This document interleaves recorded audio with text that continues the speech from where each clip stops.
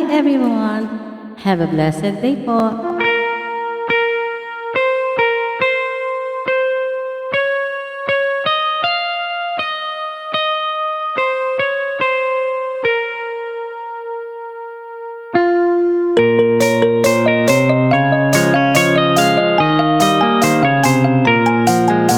Ako'y isinilang sa isang bayan ng Cotabato. Kasing gulo ng tao, kasing gulo ng mundo.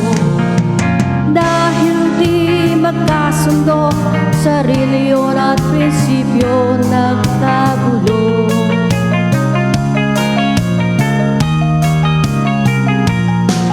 Ang bayan ko sa Cotabato, kasing gulo ng isip ko. Di alam saan nanggaling, di alam saan patungo. Kapatid sa kapatid, laman sa laman, silang naglalaban. Di ko alam ang dahilan ng gulo.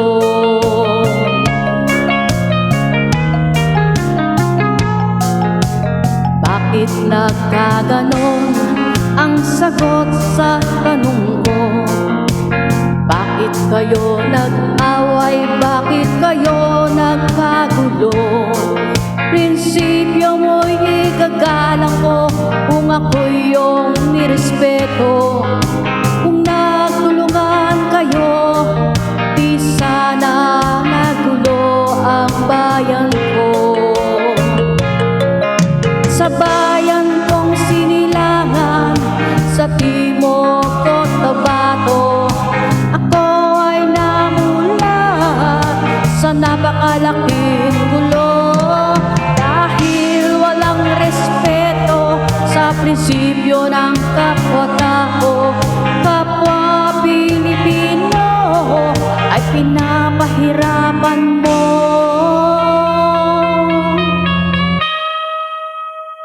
Ang gulo.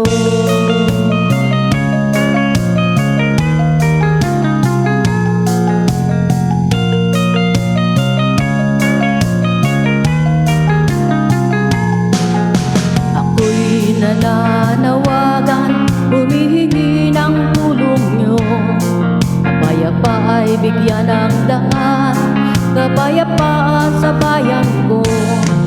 Bakit kailangan bang maglaban? Magkapatid kayo sa dugo. Kailan kayo magkakasundo? Kapayapa ay kailan matatamo ng bayan ko.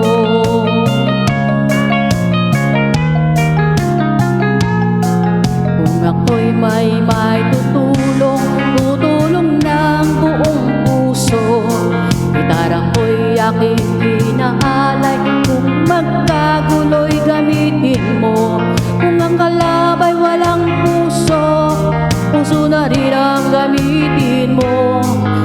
Ituring mong sangkaibigan, isipin mong siya'y may puso rin katulad mo. Sa bayan kong sinilangan, sa Timog Cotabato, ako ay namulat sa napakalaking gulo. Dahil walang respeto sa prinsipyo ng kapwa-tao, kapwa Pilipino ang kinakalaban mo.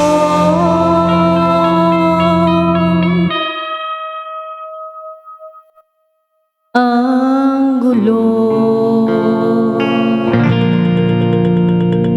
Thank you.